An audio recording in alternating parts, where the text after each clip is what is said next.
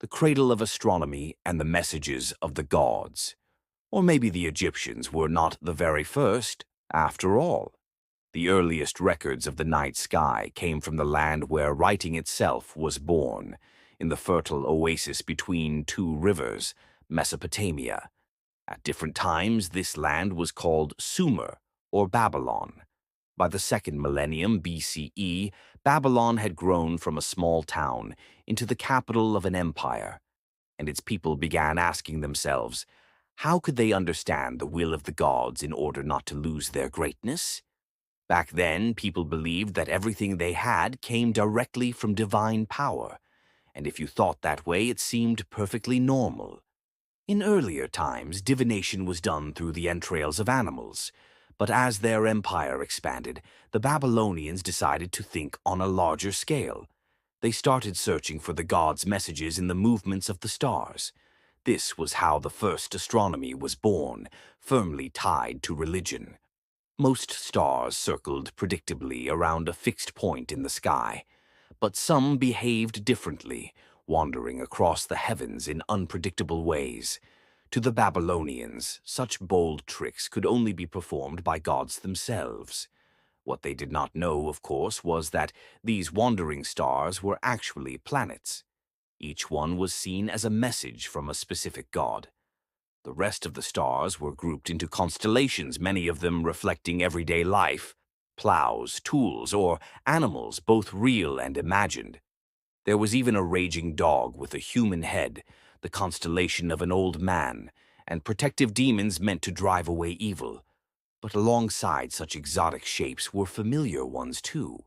Leo, Scorpio, Gemini, Libra, and the sea goat that would later evolve into Capricorn. Together, they formed what we now call the Zodiac, the circle of constellations through which the sun appears to travel each year and the moon each month, when observed from Earth.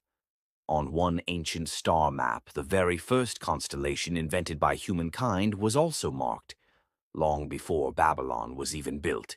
Take a guess. Which constellation do you think it was? In Babylon, people didn't care under which sign of the zodiac you were born. What truly mattered was where the wandering gods were positioned in the sky right now. Priests interpreted these signs to predict the future. Their prophecies often sounded dramatic. If Saturn was visible in Leo, then lions and wolves would roam freely, killing people for 3 years, and trade with the West would be interrupted. Trade, by the way, was vital to Babylon's politics, so such predictions were taken very seriously. When Jupiter appeared in a particular place in the sky, it meant danger for the king himself. In order to cheat fate, the Babylonians invented clever rituals. They would dress up a criminal or a common laborer as the king, give him royal robes and a throne, and let him rule for 100 days, the time they believed the omen would last. During this period, the real king stayed hidden in the palace, safe from divine wrath. And if the fake ruler managed to survive the 100 days, well, let's just say the priests sometimes gave fate a little help with poison.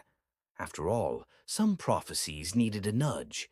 Meanwhile, further southwest in Egypt, the people also looked to the heavens, but with a far more practical goal. For them, the most important star was Sirius. Its reappearance in the sky just before dawn meant that the Nile would soon flood.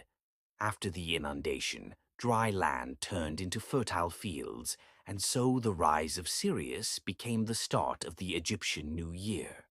The rest of the sky they divided into 36 equal slices.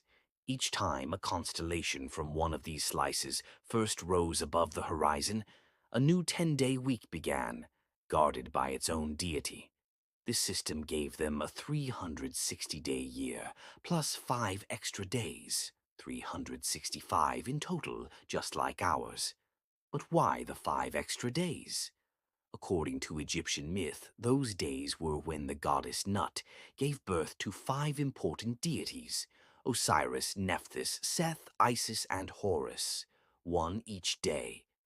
Their mythology and their star calendar worked hand in hand. The Milky Way itself was imagined as the body of the goddess Nut, arching naked across the sky. Each night she swallowed the sun god Ra, only to give birth to him again at dawn. Perfectly logical if you happen to be an ancient Egyptian.